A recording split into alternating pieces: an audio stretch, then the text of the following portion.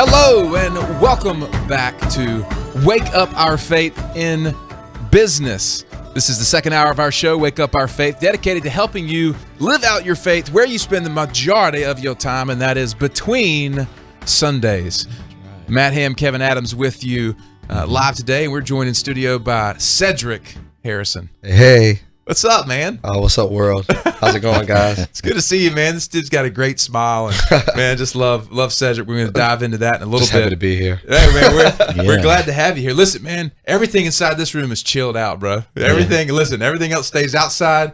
Ain't nothing in here but us and some Holy Spirit, so we're good. Yeah. But we want to thank our corporate partners for making this show possible, and one of those being our good friend Chris Riley at Fountain Financial Associates.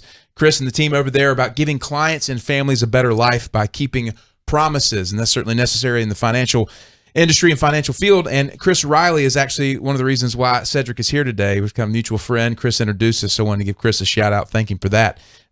Call Chris and the team at Fountain Financial Associates, 910-256-8882. So that being said, Cedric, we just did a little off-air kind of quick intro about who we are and what we're about, man. And this is really about you, for you to share kind of a little bit about your heart, kind of what God's doing in your world, man, and what you're seeing here in the city of Wilmington and beyond. So catch our listeners up, man. Thank you, man. I like to say my God is a stand-up comedian. He has everything except for the Netflix special. He's funny. He's really funny. I was born here in Wilmington.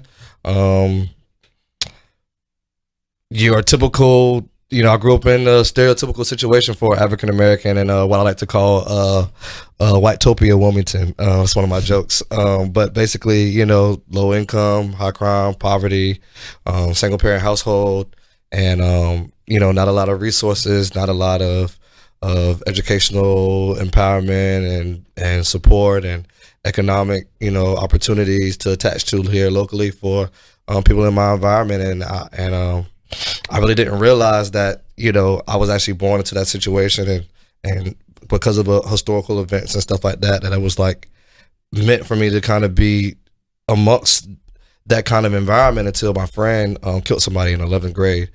I was in 11th grade. He wasn't in school anymore. He had just dropped out. Had just joined the gang.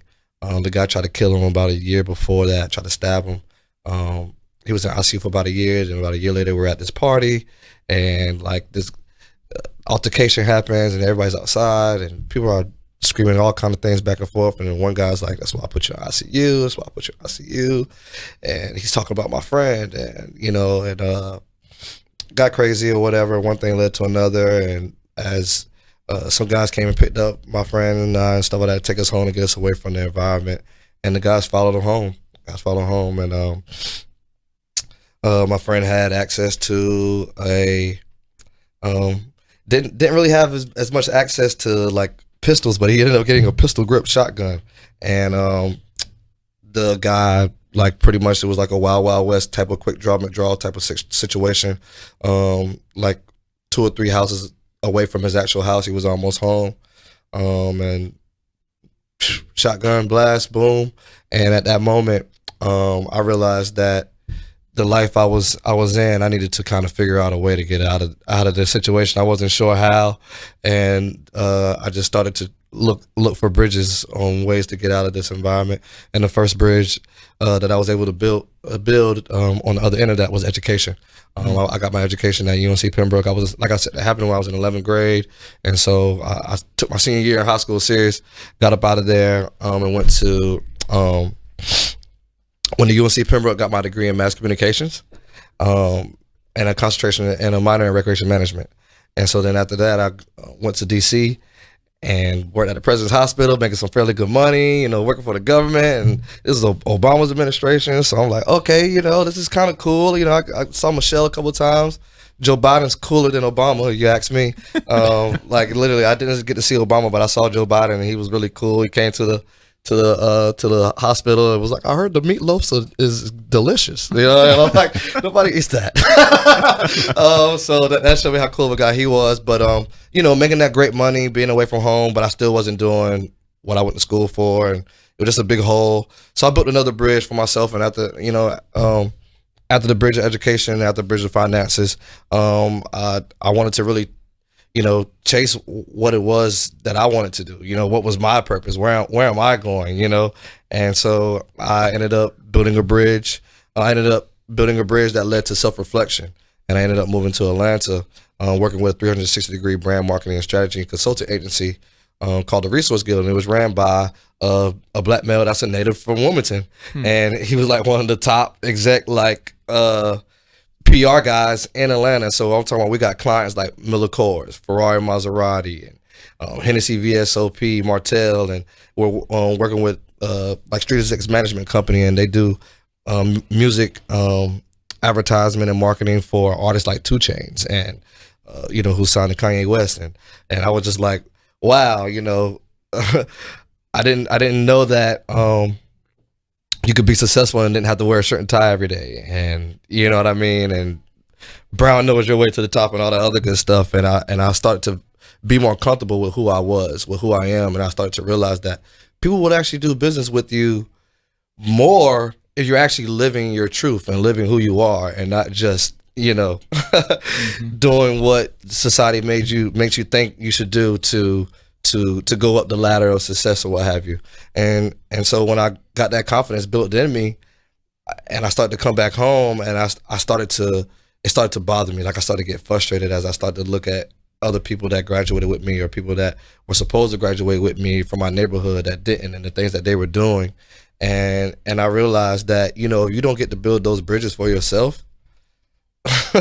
You're going to be right exactly where you're at. And so I wanted to, so I started an organization to kind of start coming together to build that bridge. I know I could build a bridge for myself, and I can use that bridge as an example for others, but to try to come together and put a bridge that was built big enough and stable enough so that multiple people can come across this bridge and connect with each other and connect with resources, educational resources, economic resources, self-reflecting resources, was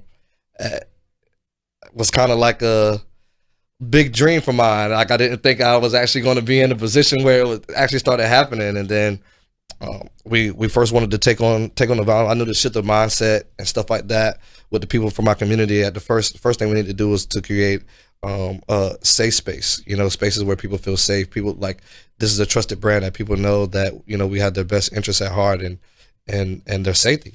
And so we created a Stop the Violence One Sign at a Time campaign, where we put Stop the Violence signs at memorials where people have died due to violence. One thing led to another. It started being front yards, started being businesses' front windows, and then a 14-year-old was killed in a drive-by, and the signs kind of went viral. People in the community wanted to start marching against it and stuff like that. So we rolled with that emotional energy, and we just started to tap in and started to build events once a month that were like, put the guns down, pick the gloves up, like a little boxing training thing with the guy that is from Wilmington. He's a professional boxer, Lamar Rush. He's been on HBO, all that good stuff, but he's African American. He came back and he put on this like boxing clinic and everything like that. And then we start to have like sit downs with some of the guys and some of the local gangs and stuff like that to kind of see what was the issue with those things. And then my best friend that I told you guys about, me and him actually started, because he ended up getting out a year and a half later for self-defense, third-degree manslaughter. And we went on this big physical tour around Wilmington, the schools, after-school programs, talking about the life, the environment we came from, his decision, how he went that way, and how I learned from that decision. And I made a decision that made me go this way, and kind of, what decision do you want to make? What way do you want to go to the kids? And about a year later, he goes and starts True Color Brewing with George Taylor down in Untapped. And I go on to actually move back to Wilmington full time. So I'm not coming back and forth from Atlanta. Now I'm coming back full time with this thing. And we're now attacking more than just violence. We're doing all kind of initiatives. We have our Queen for a Queen project, where we provide queen size beds to domestic violence survivors living out of the shelters, going into their homes.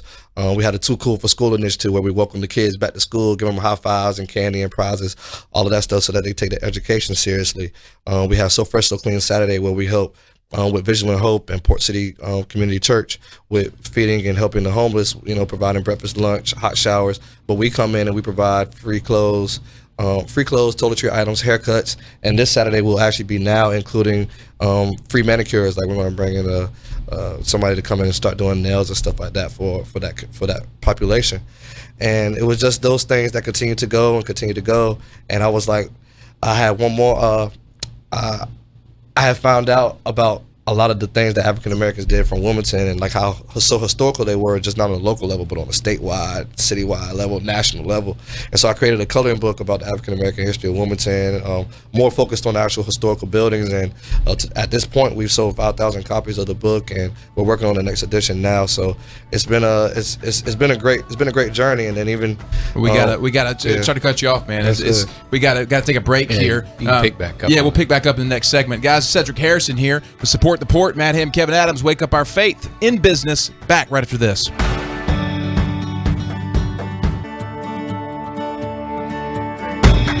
Hello and welcome back to Wake Up Our Faith in Business. This is the show dedicated to helping you live out your faith where you spend the majority of your time, and that is between Sundays in your place of business, whatever that might be. Even to those moms that stay at home, you're in the business of taking care of those kiddos. So that's what this is about. We have Cedric Harrison in studio today, and excited to hear more about his story, kind of his passion. Just appreciate him sharing his heart. I want to recognize our corporate partners real quick. Thank them for making this show possible.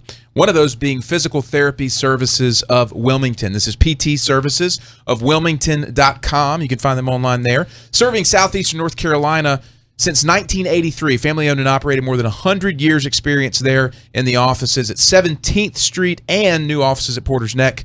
Phone number is 910-763-8286. We heard from Cedric first segment, really opening up his heart. We like to just kind of toss some questions out. So, Kev, you have a question for our good friend Cedric here? Yeah, well, first of all, a comment. I mentioned to you when you came in. If you got to get around this guy, he's got some joy just coming off of him. Not just a great smile, but a good big heart, and you can feel it. So he's really coming from that place, and we want to stand behind that and anything we can do to support. But you went through a pretty quick trajectory of your life. And kind of how you got to where you are, and I know there's a lot more to it than that. And you've experienced some things that I guess just so many people can't even really go there. So I want to draw on that a little bit. But first, I wanted to, while it was on my heart, ask you, because what we do is we help people understand how to live out who they are in especially in the world of business, and why that's so important. Mm-hmm. And you said something really good, really powerful a minute ago, and I just wanted for you to dig into that. So there's a big, long context for this. That's okay. Yeah. But you said, and I may mess the quote up. It's okay. But it's when people will do business with you even more so when you actually live out from the truth, from your truth, from what's in your heart, from who you are, in other words. Yeah. And that's exactly what we want people to get a hold of. Because God took the time to make us. Obedience is to learn what that is and jump into it. You're doing that and saying that. So just talk about that a little bit, how you came to that kind of thing. I mean, just honestly, I was very confused growing up. You know what I mean? I knew I wanted more in my life. I didn't see it. But it's funny that this show is all about faith. I tell people all the time, like, I'm not a Christian, I'm not a Muslim, I'm a faithian. I'm a faithism or whatever. You know what I mean? Because I totally believe in the wind. You know what I mean? Not seeing it and feeling it. And so I just had this feeling that would never sit right with me whenever I would like get dressed up and go to different things and stuff like that, like wearing your shirt and tie. And I'm like, wow. I don't know. Well, I do know. I don't know what made that like the standard. Like I really started to look at that like as a standard. I was like, where did this whole certain timings professional business come from. You know what I mean? Like, because when I was in Atlanta and I was sitting in offices with people that represent Ferrari, Maserati, and Miller Coors, and it's like, and they're sitting there with t-shirts and jeans on, and they're just, and so, I realized that when it comes to being best dressed for your work, it's how your work is dressed. You know what I mean? I was in a space where people weren't judging me for just how I looked, but for what I was doing. Yeah. And the fruit, exactly. And so I realized that if you get the job done and you're serious, people know that you're going to do the thing that you say you're going to do, or that you're about the things that you say. Yeah, it's totally different than sitting across the desk from a person and just trying to figure them out the whole time, like you're playing poker. Like, you know what I mean? What if this guy has in his hand? You know what I mean? And so I learned that people work with you a lot more when you show them your hand. You know what I mean? Now, you're showing your right hand. You don't show what the left hand is doing. That, I know that's a different saying. But showing people your heart. Yes. You know what I mean? And I didn't realize it until actually, once I got picked for the TED Talk, and I started to go back and look at some TED Talks to try to set up mine for the one that we have coming up. And Simon Sinek, he did one about how the leaders inspire action. And literally, I know it's so cliche, it's so cheesy.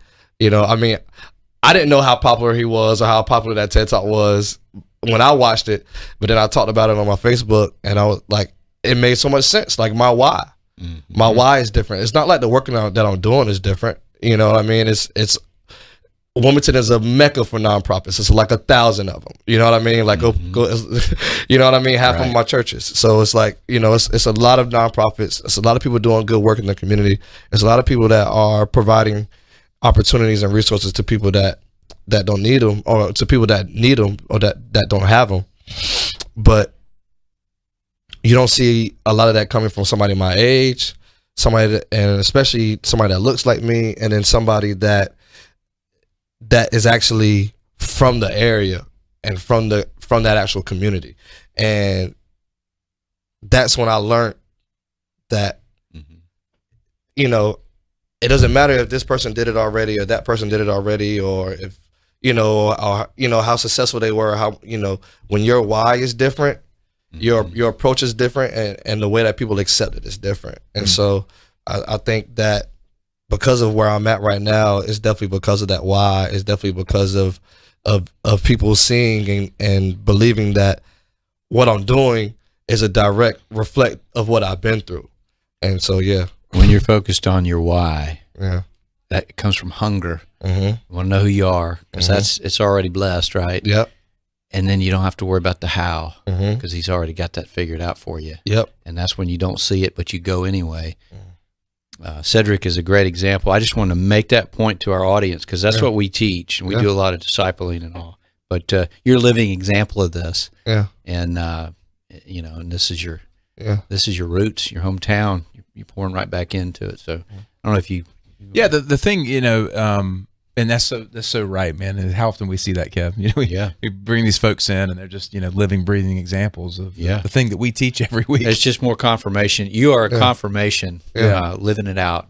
We need to highlight that. Yeah, I mean, our phraseology, and you don't know this, but it's discover your why, thrive in your gifts, and live the life of impact you were created for. So this is what we talk about, right? Yeah, it's who we are as a company. I mean, we're living it out. But one of the things that I kind of recognize, and we gathered together a little bit. Prior to today's show, and I feel it more, and I see it on social media a little bit, is when you step into who you are, man, you're like me. You love people, which means you probably care too much about what they have to say. Care way too much. If I didn't care, I would have way more money. I'm telling you. I'm telling you. But one of the things that I want to hit home in, and we've got a couple minutes for the segment ends here, but as you've stepped into this kind of role, how has your heart been affected, by people's opinions wanting to kind of, creep up and get into your mind. I mean, I feel like that's something that you're living out right now, man. That's real. I don't mean to bring it up, but I mean, I feel it. Yeah, it's tough. It's tough. I mean, I honestly can't go anywhere right now without people asking me, "You okay?" It's frustrating because when I first got into this space, it was with completely innocent eyes and stuff. Like I just told y'all, I didn't even know what was the whole science to why this thing was working until I saw that TED Talk about the why and everything. And so, like I told you, it's like 1,000 nonprofits and stuff like that. And I was always wondering, like, why some of these different wheels that are rolling around Wilmington weren't connecting and weren't gelling and things of that nature. And then I learned about all of the frustration that comes behind wanting to get your agenda pushed, wanting to get your story out there, and a lot of people that are in this space whose whys are different. And because I do care, because at the end of the day, a lot of people that have my community's lives in their hands don't know the life that these people are living. And so it gets really frustrating, especially when I'm now at tables. I'm invited at tables with people that want to do things or say they want to do things and provide things and provide opportunities. But then when I'm looking at the end project of what they just did after they just said they wanted to do this, it looks completely different. And so I'm shaking up a little bit of tables as I'm now a little bit more confident with calling those things out. I mean, I'm not contract out with somebody really big, I'm part-time at Cape Fear, but I think they love what I do. That's why I'm at the Nixon Minority Leader Center. But it's a disconnect. Like, I don't have any problem with anybody at that table, nothing like that. It's just I hope that they actually realize that some of the decisions that they make hurt people. Yeah, absolutely. Well, there's more to talk about here, and I think we got a whole another segment to dive into that. Cedric, we appreciate you being open, man. Wake up our faith in business. We're going to take a short break. Back for more right after this.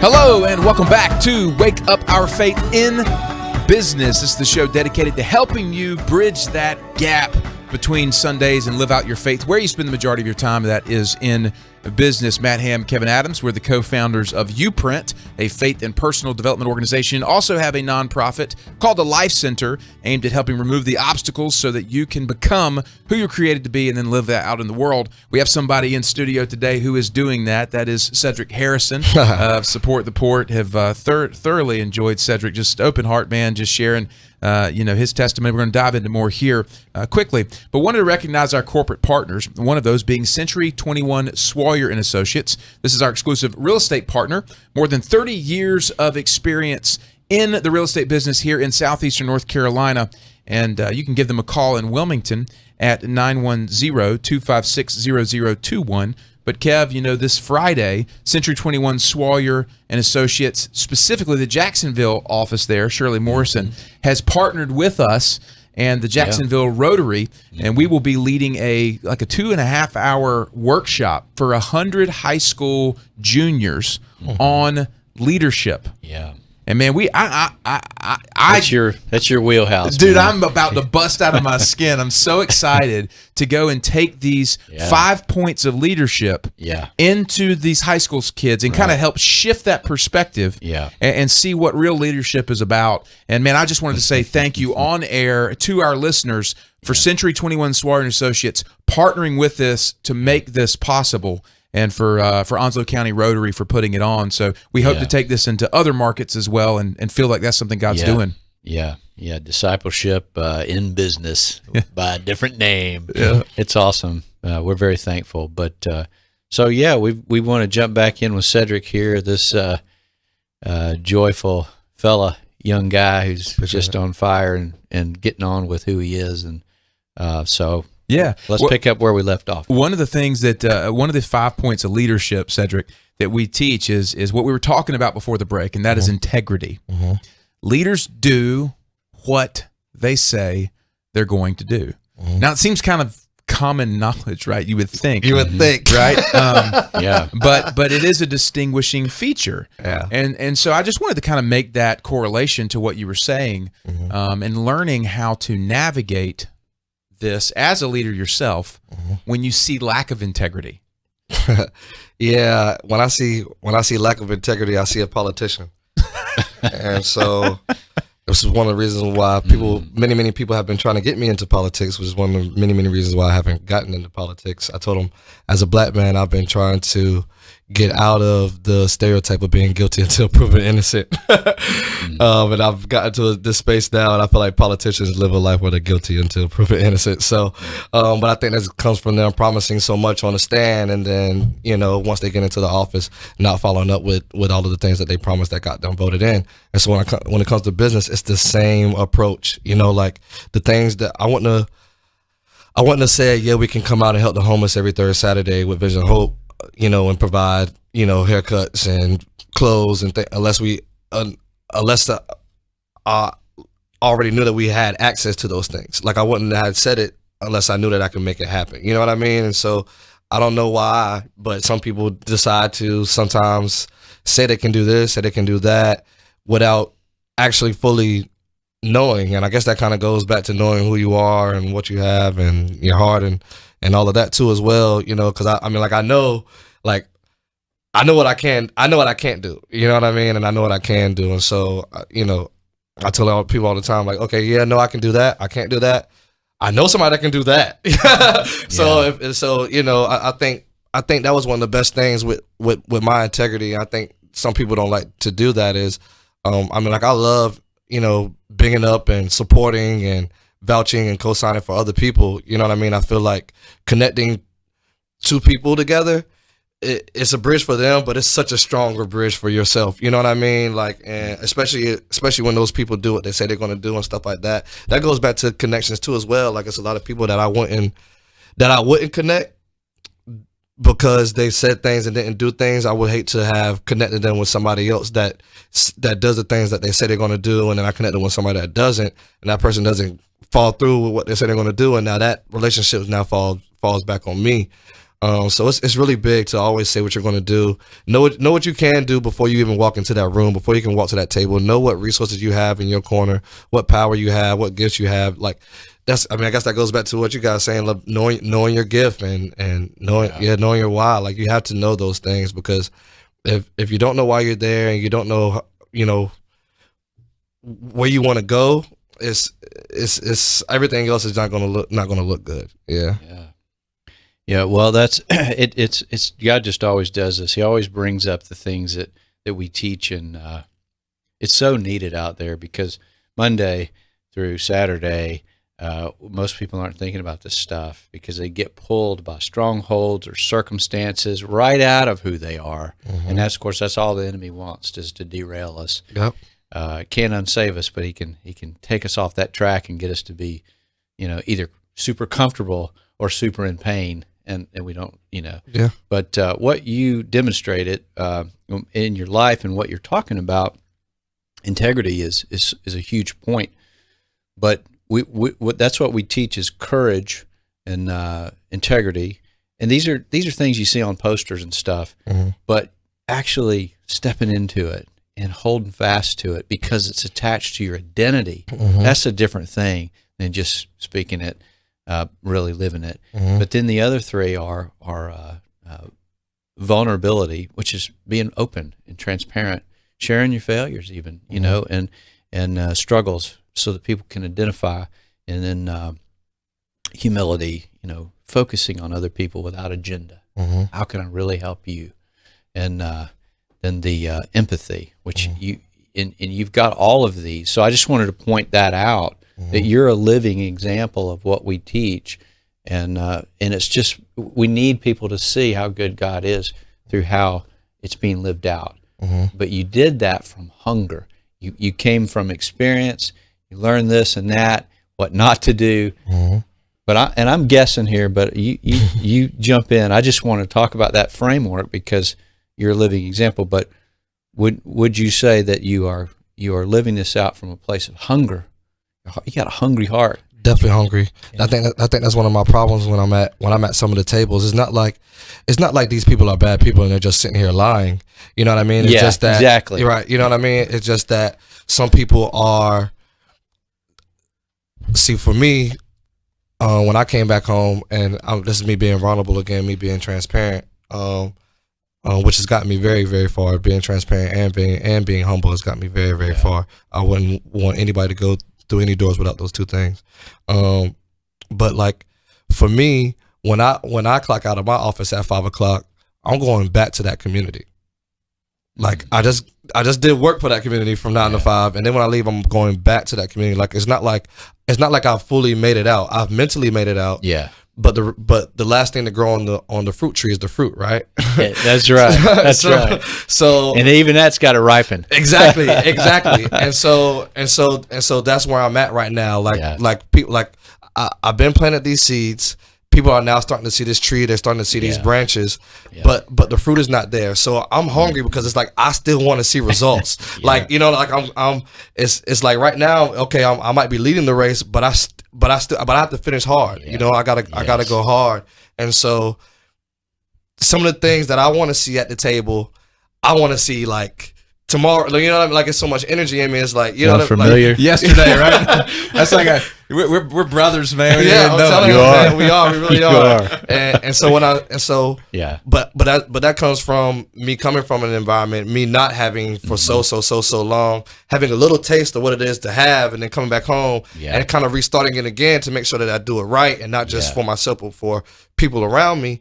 And so I want to see these results fast, but then it's other people that's at the table that aren't worried about their next meal. You know, they're not worried about if their car cranks up or not. They're not piled up in a house with a bunch of other generations of their family. Right. And so they can go at the table, think about decisions, and then go home and coast along. Yeah. And good word. And you know what I mean? But for me, it's like I go home and I'm still dealing with these problems, and you know what I mean? Yeah. It's like every day I'm coming home, people are waiting for some kind of result, some kind of thing that goes to that next level to where they actually it's a visual win.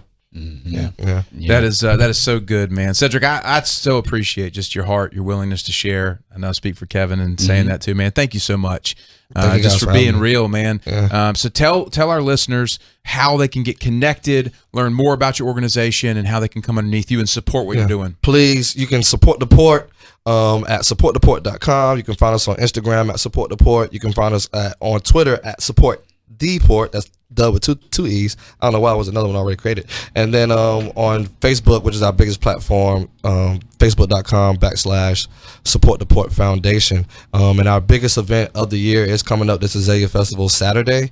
That Saturday right after the parade from 1 to 4 p.m. we'll be at Portia Hines Park with our Stop the Violence, Start the Peace Festival. It's the 4th annual one.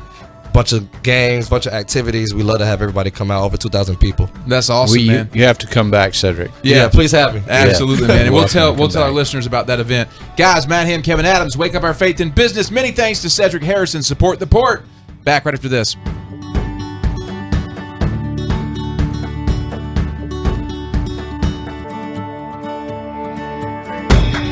Hello, and welcome back to Wake Up Our Faith in Business. This is the show that helps you bridge that gap between Sundays and live out your faith where you spend the majority of your time, and that is in business. It's about just becoming who you were created to be and being excellent while doing it. Evangelize with your gifts. Matt Ham, Kevin Adams, we're the co-founders of YouPrint, and appreciate you tuning in today. What a great gift to just have Cedric in studio with us. Yeah. Very joyful, heart-led young man. I think about the difference between childlike and childish. Childlike being the kid in the back seat on vacation, saying, hey, Mom, Dad, when are we going to get there? I'm so excited. I can't wait. He's saying, when are we going to get there? Then the childish kid saying, when are we going to get there? Yeah. I got to go to the bathroom. Can we stop now? And so one is a complaint, one is a joyful exuberance. They may be saying the same words, but Cedric is childlike in the best of ways, the way Jesus tells us to be, and what a good heart in that young man. So yes, we want to get behind him and help him in any way we can. Yeah, it's so cool just to see what's going on in the city, Kevin. This is something that we've been talking about for a while now. Yeah. There's a lot happening in the city of Wilmington, and we are poised, I think, to see just some incredible stuff in the coming years. And yet There's still this thing, I think, in some folks that wants to fight against it, right? It's kind of, the way things were, And I kind of get this picture. I was telling somebody this other day at lunch. It was like, at some point in time, people stopped riding horses to places, Yeah. Some cowboys still do it on the ranch or something. But I mean, for the most part, at some point in time, people stopped riding horses because things advanced. To automobiles and vehicles and so forth. And we're in a season now where there's this movement of advancement, this movement of innovation. Mm-hmm. Things are changing. People are hungry for something. Yeah. And yet there's a constituency that's kind of saying, well, this is the way things were or are and were. Yeah. Anyway, so we want to be a part of that transformation, a part of that change. Yeah. We are. I think we're leading it. I say that boldly. I feel like you have to have that kind of heart and experience. A lot of people do. And so I think God's bringing people together for that reason. But the big thing is that the willing heart, not how smart you are, any of that stuff, but is your heart truly childlike and willing? And that's the best anchor you could have. So we have our guests and our sponsors. It's neat to see. But we call it a movement, and God uses a bunch of other visions to tap into a big vision. But definitely Wilmington is a changing community and has been for a while. But it's not about the marketing brochure. It's not about trying to market people into it. It's about finding those who are willing to step into their role in leadership. And that's what we're all about, is getting people free to do that. It's really exciting, especially to see guys doing this like Cedric. It's so cool too, because we've been given the gift of the perspective of working with many different people, different businesses, interviewing different folks. And so, I just want to share this to our listeners is like, we're in the middle of this every day, every week, and we're seeing this. So we're having conversations with folks like Cedric on the air, but then we're having conversations with business leaders over here. Mm-hmm. We're mentoring and discipling and working with folks over here. Yeah. We've got our radio partners over here. Mm-hmm. Like, we begin to see this thing from a fresh perspective. So I just want to encourage people to say that this is happening. It is. This is happening. Yeah. And you can resist it or you can dive in. Yeah. But God wants to do some incredible stuff in this city and bring people's resources and gifts together to actually change something. Yeah. Instead of just pointing out problems and throwing money at, a solution, instead of coming at the heart of it, which is the removal of this poverty in our spirit. Yeah, that's right. We have got to eradicate spiritual poverty. If you want to fix all the other stuff, you got to get rid of the cancer, and that is spiritual poverty. Jesus said the poor will always be with you. So eradicating physical poverty is frankly not possible because of Jesus' statement. But that doesn't mean we don't need to try and give all we can to that. But the deeper thing is that we need to not only feed a man, but we want to teach him while we feed him, and vice versa. So it's a holistic thing, and that's what the church ought to be. It's not a building, although we call that a church.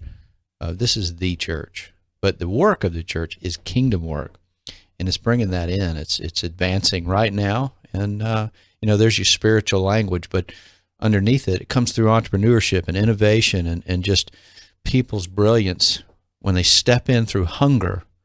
And so we always want to get behind that. People don't have to be perfect because they're growing and learning, but if they've got a willing heart, God will do the rest, and it just happens. And so that's what we see being assembled, is people who aren't wrapped up in it's just about Sunday, but people who want to live this out in a big way, and they have a heart for God and people, so. Yeah. A lot to say, but no, it is happening. But it's just beautiful to see, and it's so encouraging when you wake up and you look out this window and you see this beautiful battleship. And even as we were sitting here, man, God's speaking to me about the battleship. He's like, I put the battleship in Wilmington for a reason. Too many cruise ships.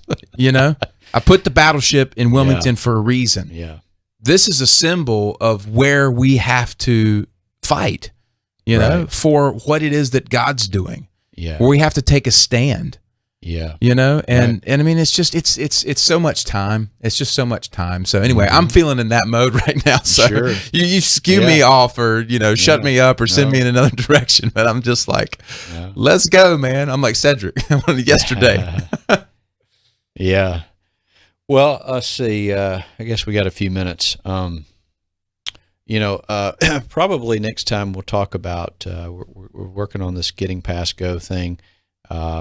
And we talked today about the heart, and you know, the heart is kind of it's like the switching place on the railroad track. It's not a translation device. It doesn't translate. It just jumps on the loudest voice, and so we have to learn how to use that to not let things into our heart, and to feel things. We have to. That's, you know. It's funny. I'm around a lot of people, and I too love people. I just am not enamored by people, what they say. I love to free them. So that is love. But what people are wrapped up in is trying to do. And the Bible teaches us to labor to enter God's rest. It doesn't mean you labor for your rest. What it means is it's very difficult. He's telling us it's very difficult to lay down our will and simply rest. And how we can know that's true, it's difficult. So the work is to lay it down. It's hard for us to do that because our will gets in the way. He's saying let go of the rope and tug of war. How we can know that's absolutely true is you look at the story of Mary and Martha. Mary was sitting at Jesus' feet just listening, and Martha was traditionally trying to make it all work, and she got mad at Mary. And Jesus said, hey, why are you so worried about this, to Martha? And he points at Mary and says, she has the better thing. So obedience begins with rest. And he also said it will never be taken away from her. So when you rest in him, once you let that go, then you're free, and he'll do the rest. It's that good. He's that good. But that works itself out from pleasing him as your first desire to your second desire, which is to carry out your mission. And it starts to get really specific, all the way down to even sweet things that you just love. For me, I like to surf. So God gives me a surfboard, and he's done that twice since I've been here without me saying a word. That's pretty cool. So he's all about all of it. Yeah. But, it starts with that place of just being hungry to know who you are and handing it over to him and resting in that. Yeah. And we just want to invite folks into that process. You know, we have and are creating a phenomenal resource for people to be able to do that. We've got the Portable Faith Community, which is daily encouragement right to your device. A few cups of coffee each month to get this right to the palm of your hand. It's fantastic. WakeUpMyFaith.com. We've got courses, we've got resources, one-to-one executive coaching, discipleship, mentoring. Like we said, doing workshops and seminars out in the community. We're here to help, guys, you know, and we will dive in. All you have to do is knock and ask, and here we are. Kev, we're wrapping up today's show. I do need to mention one of our corporate partners before we go off air, and that is Freeman Landscaping. They are the largest privately owned land and irrigation firm in eastern North Carolina, serving the area since 1992, residential and commercial landscaping. 910-796-1166. Many thanks to them. Kev, love you, brother. Thanks for everything today, man. A lot of goodness. Guys, see you next week on Wake Up Our Faith.